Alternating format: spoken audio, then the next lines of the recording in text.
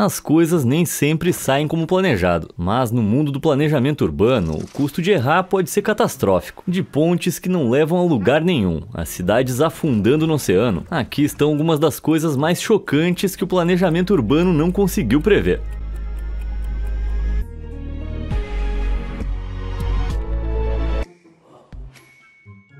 Ponto cego. Você já se perguntou para que servem essas placas estranhas e irregulares que vemos às vezes nas cidades? Bem, elas são na verdade marcações táteis para que deficientes visuais se dirijam com segurança por ruas e calçadas. Usadas pela primeira vez no Japão nos anos 60, elas rapidamente se tornaram padrão para quase todas as cidades do mundo. Mas quem teve essa ideia brilhante não previu alguns dos idiotas que tentariam implementá-la. Olha só esse caminho tátil em Mojokerto, na Indonésia. Tá, mas onde é que tá o problema? Não é um trecho inacabado de pavimentação. As marcações literalmente terminam em uma queda profunda e repentina num canal de esgoto. O que esses caras estavam pensando? Milagrosamente não houve nenhum acidente. Isso até agora. Mas quem garante que não vai ter no futuro? E a erosão pode deixar esse buraco ainda maior. Só que os nossos problemas táteis não param por aí. Ao criar caminhos guiados, os planejadores urbanos precisam considerar não só onde pavimentar, mas também como construir ao redor do pavimento no futuro. A última coisa que você quer é traçar perfeitamente um caminho e algum idiota colocar um banco bem no meio dele. Ou pior, um buraco misterioso. Já tá bem claro que alguns construtores não fazem ideia de pra que essas marcações no chão servem. Para reforçar ainda mais o que eu tô falando, aqui nesse metrô japonês, quem instalou essa superfície devia fazê-la levar ao banheiro, e não, sabe, direto pra uma parede. Enquanto isso, os construtores na China parecem se importar mais com a estética do que com a praticidade. Qual é desse design zigue-zague? E esse outro aqui? Tá, mas até que eles são visualmente interessantes. Agora, sabe quem não ia apreciar? Exato, pessoas cegas. Estação secreta. Estações de trem podem ser bem claustrofóbicas, mas a estação Piatta Romana, na Romênia, é tão pequena que um movimento em falso e você pode cair nos trilhos a qualquer momento. De fato, com uma plataforma com pouco mais de 90 centímetros de largura, é de longe uma das mais estreitas do mundo. Então, quem foi o idiota que projetou? Opa, segura o seu julgamento aí que tem uma história de fundo realmente maluca. Em 1985, o metrô de Bucareste apresentou os planos para a segunda linha de trem da cidade ao então ditador Nicolae Ceausescu, mas quando Nicolae revisava os planos, sua influente esposa Helena fez uma crítica interessante. Apesar de não ter experiência alguma em transporte público, ela exigiu que os engenheiros riscassem os planos para uma das estações de trem, porque, acredite se quiser, os romenos estavam ficando gordos demais. Tô falando sério, além de ser uma ideia sem cabimento, a linha proposta já tinha pouquíssimas estações novas, mas os engenheiros tiveram uma boa ideia. Eles iam remover a Piatta Romana, a parada mais essencial de toda a linha, só que eles iam fazer isso só no papel. Calma, você já vai entender. Em 1986, começaram a trabalhar na estação em segredo, sem a aprovação da liderança romena. A única ressalva era que manter uma estação de metrô inteira em segredo significava que ela precisava de um projeto super compacto. Incrivelmente, tudo foi concluído em apenas 3 meses, sem ser descoberto e protegido da vista por grossas paredes ao redor da linha. Por um ano inteiro, os trens passaram zunindo completamente despercebidos, mas lentamente a notícia da estação secreta começou a se espalhar e milhares de pessoas fizeram petições ao governo para abri-la ao público. Finalmente, em novembro de 1988, cederam à pressão pública. O plano dos engenheiros tinha funcionado. Hoje em dia ela ainda está em uso, mesmo sendo menor do que o planejado originalmente. Caminhos desejados.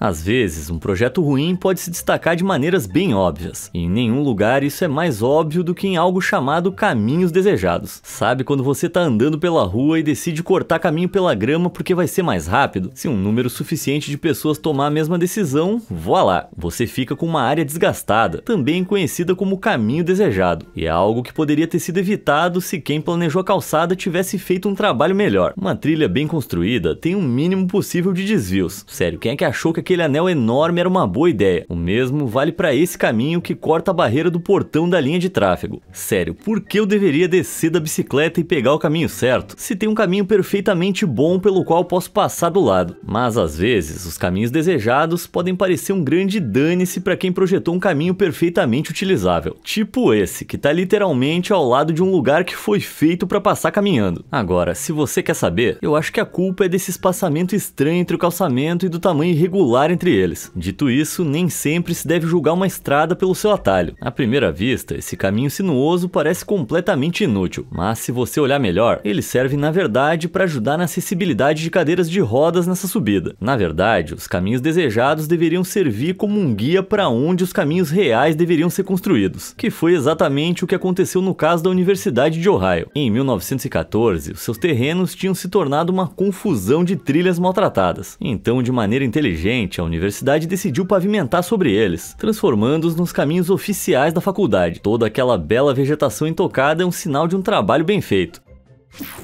Ponte para lugar nenhum. Você já começou a trabalhar em algo e perdeu interesse no meio? Bem, você seria perdoado por pensar que foi isso que aconteceu com essa enorme ponte na África do Sul, que ficou inacabada por quase 50 anos. Isso mesmo, visite a Cidade do Cabo e você vai encontrar a ponte Foreshore Freeway, que até hoje não foi concluída. Concebida na década de 1960, essa rodovia circular fazia parte de um enorme projeto de infraestrutura, que tinha o objetivo de se antecipar a um aumento de tráfego previsto. Tudo parecia bem, até que em 1977, a construção parou inesperadamente, e o mais estranho é que ninguém sabe ao certo por quê. Uma teoria diz que um erro de cálculo fez com que os dois lados não se conectassem, fazendo o projeto ter que ser cancelado. Outra é que um misterioso dono de loja se recusou a vender sua propriedade para a construção da ponte, impedindo o avanço da obra. Mas a versão oficial é que os fundos simplesmente acabaram. Mas apesar de ser tão útil quanto uma ponte pela metade, essa estranha estrutura se tornou uma espécie de marco. Além de ter pessoas organizando visitas guiadas, ela também foi usada para exibir uma vuvuzela de 35 metros de comprimento na Copa do Mundo de 2010, que tocava no início de cada partida. Nossa, os vizinhos deviam adorar. Mas então, essa ponte algum dia vai ser concluída? Eu não me animaria. A tentativa mais recente foi em 2018, mas após alegações de corrupção, o projeto parou de novo. E parece que ninguém se importa. Porque, né, tá tranquilo. Não é como se um motorista distraído pudesse pegar acidentalmente a saída errada e ir dessa para uma melhor. A fonte do problema.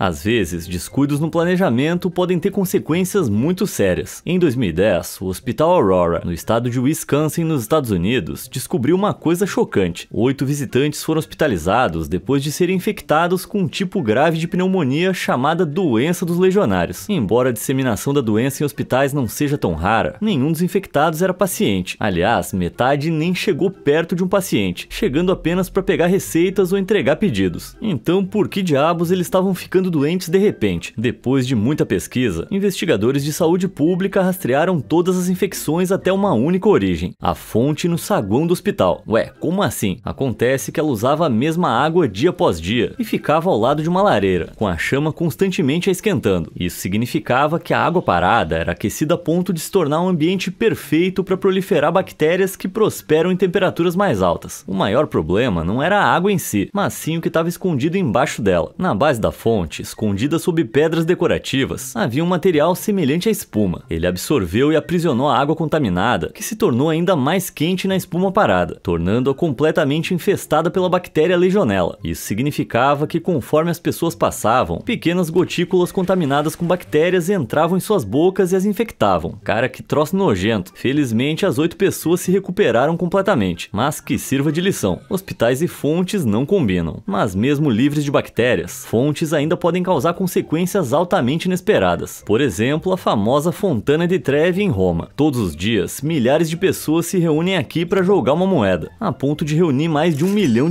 por ano, valor do qual a maior parte vai para caridade. Até que um dia alguém decidiu que seria melhor encher os próprios bolsos com todas essas moedas. A partir de 1968, um homem chamado Roberto Cercelletta se esgueirava sob o manto da escuridão e roubava moedas da fonte com um imã. Em apenas 15 minutos ele conseguia roubar até $1.000, e repetiu esse pequeno roubo por décadas, já que a polícia parecia demonstrar pouco interesse. Então, em 2002, as caças ao tesouro de Roberto chamaram a atenção da mídia. Após um alvoroço público, os policiais finalmente começaram a levá-lo a sério, e na vez seguinte ele foi pego e algemado. Mas apenas um ano depois, um juiz italiano decidiu que as moedas jogadas na fonte eram descartadas por seus donos. Portanto, pegá-las não era roubo. Roberto foi solto e voltou a pegar moedas por mais 9 anos. Mas em 2012, a sua onda de crimes com moedas chegaria ao fim repentino, após uma briga violenta na fonte que levou à sua segunda prisão. Ele faleceu no ano seguinte, o que foi muito triste para sua família, mas certamente uma grande vitória para a caridade.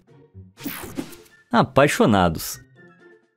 Durante décadas, casais demonstraram seus sentimentos românticos rabiscando suas iniciais em cadeados e prendendo-os em pontes, embora em nenhum lugar essa estranha tendência tenha sido mais forte do que na Pont des Arts em Paris. Desde 2008, casais têm se aglomerado na popular ponte, prendendo cadeados e jogando as chaves no rio. O problema é que a ponte não foi feita para suportar tanto peso. Em 2014, ela quase desabou por causa do peso esmagador de impressionantes 700 mil cadeados. Embora ninguém tenha se ferido, foi suficiente para que o governo de Paris finalmente se posicionasse, proibindo a instalação de novos cadeados do amor. No ano seguinte, mais de 1 milhão de cadeados, pesando cerca de 50 toneladas, foram removidos, e as grades de metal de 200 anos foram trocadas por painéis lisos. Embora o ato possa ter partido alguns corações, acho que todo mundo concorda que é melhor assim do que uma pessoa em um barco ser esmagada por algo tão pesado quanto uma Range Rover.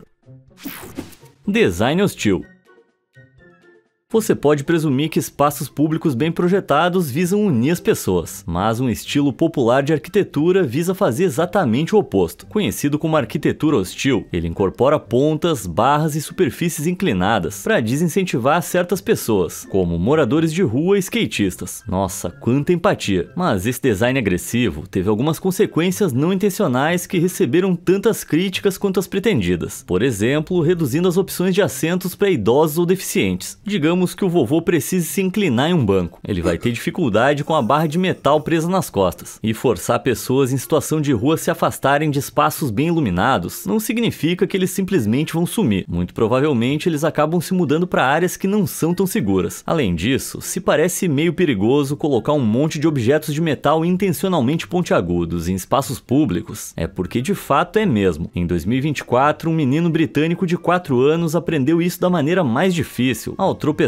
nos jardins da Catedral de Manchester e bater a cabeça em uma peça de metal. Esses obstáculos metálicos são fixados em bancos e outros recursos públicos para impedir manobras de skate, e eles podem ser muito perigosos. Felizmente a criança ficou bem, mas teve um corte sério na testa. Se você quer saber o que eu acho, nenhum espaço público deveria ter essas coisas. Erros na ciclovia.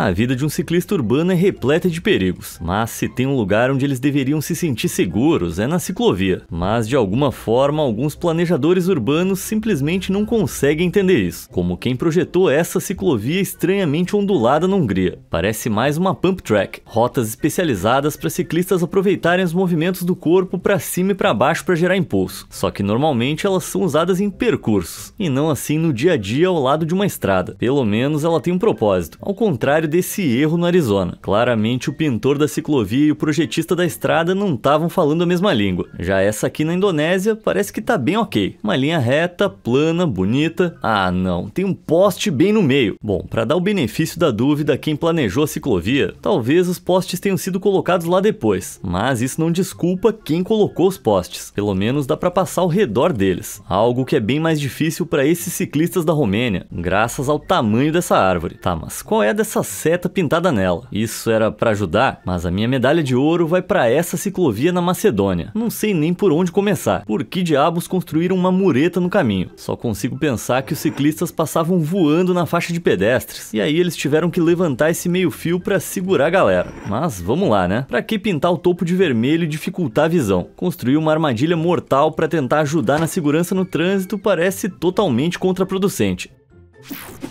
Rotatórias ridículas.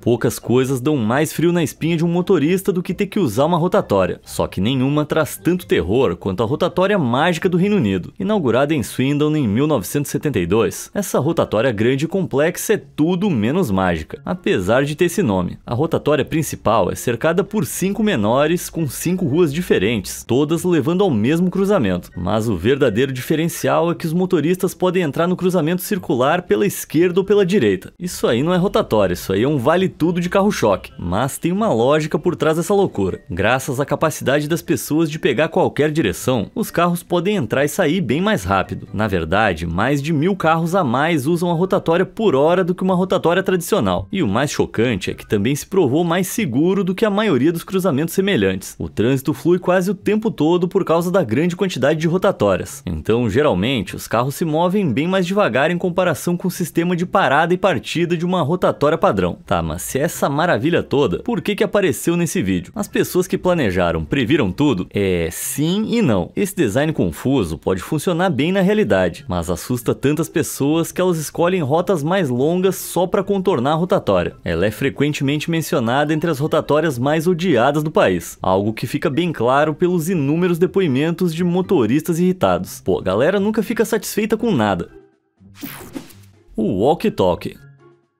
Sabemos que planejar uma cidade não é fácil como ficar construindo qualquer estrutura em qualquer lugar, mas você já tinha pensado que alguém poderia cometer um erro tão grave a ponto de acidentalmente criar um raio da morte movido a energia solar? Bom, foi exatamente isso que alguém fez em Londres em 2014. O edifício Fenchurch, apelidado carinhosamente de Walkie-Talkie por causa do seu visual, foi projetado pelo arquiteto uruguaio Rafael Viñoly e concluído na primavera de 2014, concebido como um edifício de última geração. Com uma pegada ecológica e um jardim suspenso exuberante, ele tinha tudo a seu favor no papel, mas rapidamente se tornou um dos edifícios mais odiados da cidade. Por cerca de 2 horas por dia, ele tinha um pequeno problema de lançar raios de calor concentrados nas ruas abaixo. Sim, apesar desse visual bacana, o formato côncavo exclusivo do walkie-talkie fazia com que a luz do sol refletisse para baixo, em uma área menor e concentrada no solo. Imagina uma criança usando uma lupa para queimar formigas, só que ampliada em proporções gigantescas. Mas todo mundo adora a luz solar, não?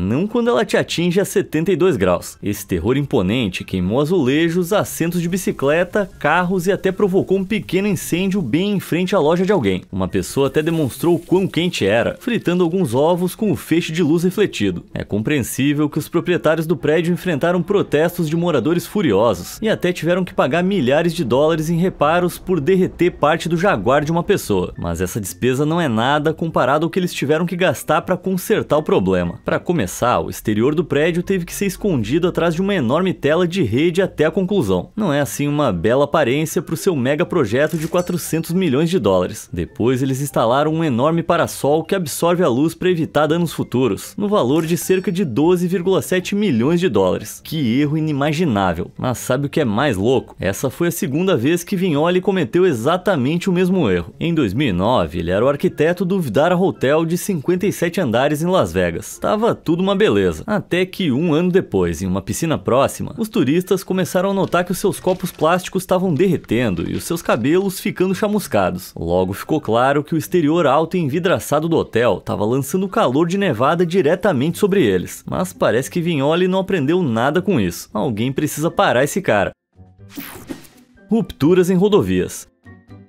Às vezes, a falta de previsão pode levar a algo muito pior do que alguns copos derretidos. Em 2015, a empresa de engenharia CDM Smith contratou a S.J. Lewis Construction para construir uma conexão temporária para uma rede de esgoto sob a Quintana Road em San Antônio. No papel, era um plano simples para aumentar a eficiência do sistema de esgoto da cidade, mas na verdade eles cometeram um erro terrível. 1 ano após o término da construção, em dezembro de 2016, 2 carros trafegavam pela estrada quando do nada caíram em um enorme buraco de 6 metros, cheio de água de esgoto. Embora 2 pessoas tenham sobrevivido, infelizmente uma mulher não teve a mesma sorte. Mas como uma coisa assim acontece? A resposta é construção péssima. O primeiro problema foi a escolha da tubulação. Embora normalmente as tubulações de esgoto sejam feitas de materiais resistentes, como fibra de vidro, polietileno ou concreto, a S.J. Lewis usou tubulações de metal corrugado, as quais são mais fracas. Em segundo lugar, eles subestimaram muito a velocidade com que o esgoto fluiria por elas. Devido ao seu design, elas corriam surpreendentemente 8 vezes mais rápido que o padrão. Sob essa pressão, a tubulação frágil que instalaram estava literalmente vibrando. Mas o último erro, e talvez o maior, foi que ao redor da tubulação corrugada, eles construíram uma estrutura feita só de compensado e sacos de areia. Essa conexão improvisada não impediu que a tubulação tremesse de maneira descontrolada. Por fim, todo aquele tremor danificou tanto a estrada que começou a vazar esgoto, o qual erodiu o solo sob a estrada e criou um enorme buraco invisível a poucos centímetros da superfície. Quando aqueles 2 carros passaram, o peso deles finalmente derrubou tudo, e o efeito foi desastroso. É o tipo de coisa que deixa a gente indignado. Moral da história, não dá para economizar em planejamento de obras.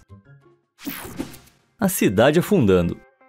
Veneza é uma das cidades mais reconhecíveis do mundo, situada em 126 ilhas no nordeste da Itália. A cidade floresceu de maneira tradicional, só que agora enfrenta um enorme problema que os seus fundadores jamais previram. Ela está afundando. Veneza foi atingida por 324 inundações intensas desde a década de 1870, e mais da metade delas ocorreram nos últimos 30 anos. Uma inundação em 2019 foi tão grave que 80% da cidade ficou submersa, e as coisas só pioram. O nível médio do mar subiu impressionantes 30 centímetros no último século. Além disso, Veneza desceu cerca de 23 centímetros, devido ao afundamento das fundações da cidade no solo lamacento. A situação é tão ruim que é possível que Veneza esteja totalmente submersa até 2100, mas ainda não acabou. Na década de 1980, eles começaram a trabalhar em um sistema integrado de prevenção de enchentes, projetado para isolar a Lagoa de Veneza do mar durante as marés altas. O progresso estava longe de ser rápido, mas em 2020, após uma série de resistências e um investimento impressionante de 6 bilhões de dólares, o chamado Sistema Mose finalmente estava em operação. Localizados em cada uma das 3 entradas que conectam Veneza ao oceano, um total de 78 comportas ocas de metal são fixadas ao fundo do mar e preenchidas com água. Em resposta a uma enchente, cada comporta é preenchida com ar comprimido que ejeta água, e como o ar é mais de 1000 vezes menos denso que a água do mar, ele levanta as barreiras. O Mose já salvou Veneza de várias enchentes, bloqueando ondas de 6 metros de altura que teriam devastado a cidade. Mas mesmo esse sistema incrível teve algumas consequências imprevistas importantes. Cortar a circulação de água da lagoa para o oceano previne inundações, mas também retém uma série de nutrientes que adoram algas, podendo levar a um aumento na temperatura da água. E se ficar apodrecendo, esse excesso de algas pode transformar uma das cidades mais românticas do mundo em um esgoto fedorento de lodo verde. E com a constante elevação do nível do oceano, os muros têm sido usados com cada vez mais frequência, sobrecarregando o sistema e dificultando a manutenção. Em menos de um século, eles podem estar tão danificados que se tornem nada mais do que recifes caros sob o oceano. Resta esperar que as pessoas encontrem uma maneira de salvar essa cidade icônica, ou então a gente pode esperar ter uma Atlântida parte 2.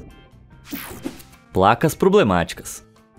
As placas de trânsito modernas começaram a aparecer no final do século XIX e agora estão em praticamente todas as cidades do mundo, então elas devem funcionar, certo? Bom, apesar de terem sido implementadas com as melhores intenções, evidências crescentes sugerem o contrário. Uma pesquisa do Reino Unido de 2020 descobriu que mais da metade dos motoristas não lia as placas de trânsito corretamente, e não parece melhor do outro lado do oceano, onde um estudo descobriu que mais de 1 em cada 10 estadunidenses não conseguia nem dizer o que significa a placa de não entre. Isso mesmo, aquela placa que literalmente diz não entre. Mas mesmo que a pessoa saiba o que a placa significa, não quer dizer que ela vai levar a sério. Apesar de haver placas de travessias de cervos por todos os Estados Unidos, ainda acontecem 2,1 milhões de colisões todos os anos. E estudos mostram que nem as placas de travessia de elefantes no Sri Lanka e nem as placas de travessia de camelos na Tunísia parecem ter muito efeito. Muitos motoristas não levam o perigo a sério, ou simplesmente não reduzem a velocidade porque não querem se atrasar. Além da abundância de placas de trânsito causar confusão e distrações, confiar demais nelas pode tornar os motoristas menos cautelosos e mais propensos a se envolver em acidentes. Mas então, tem algo que a gente possa fazer? Bom, e se eu te dissesse que estreitar ruas pode prevenir acidentes? Embora isso possa parecer contraintuitivo, ter ruas mais estreitas significa que as pessoas naturalmente dirigem mais devagar e prestam mais atenção, sem a necessidade de sinalização, reduzindo os índices de acidentes. Outra estratégia pode ser tão simples quanto plantar mais árvores. E isso não é aquele papo hippie de a natureza é a resposta pra tudo, cara. Estudos mostram genuinamente que ruas arborizadas incentivam as pessoas a dirigir mais devagar. O problema é que ninguém sabe exatamente o porquê. Alguns acham que as árvores dão a impressão de que as ruas são mais estreitas do que realmente são. Outros dizem que elas indicam que a área é populosa. E tem quem teorize que elas têm um efeito calmante, reduzindo a raiva no trânsito e ajudando a pessoa a dirigir com um estado de espírito mais relaxado. Seja qual for o motivo, uma coisa é certa: a gente precisa de mecanismos de segurança mais inovadores nas estradas além de placas.